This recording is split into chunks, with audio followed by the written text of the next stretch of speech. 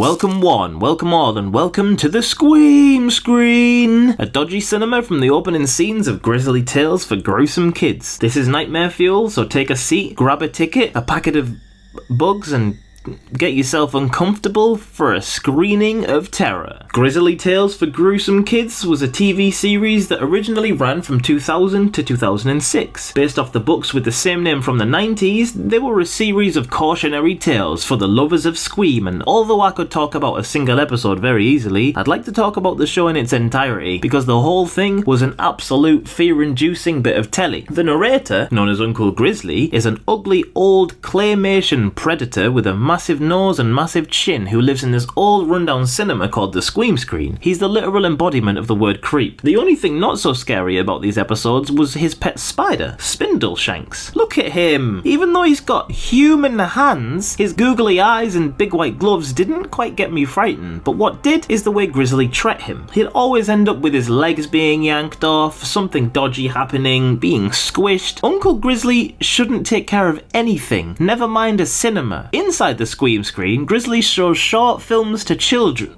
Wait, child. Just one kid every time. No wonder it's run down. He's got no paying customers. For good reason. These short tales essentially tried to teach naughty children the consequences of misbehaving. Not in a normal, get told off or sit in the naughty corner kind of way. Nope. These stories always ended up with the children being placed in some sort of gruesome predicament. Let's look at some examples. We have the barber from the Barber of Civil who turns up and chops out children's tongues for being rude. That would definitely make me polite as a child. Another example we have is Spaghetti Man. Little Timothy doesn't like eating food, and despite his parents' warning, he doesn't believe in Spaghetti Man. So he turns up, comes for little Timothy, and turns him into a lasagna. Now, we can't forget the story of the cat burglar, a young girl that would go to any lengths to have money. Really, the meaning of this episode escaped me. Fedora's just a scrounging Sally, and when on a search for a missing cat solely because she sees the reward figure, she gets gobbled up by a tiger.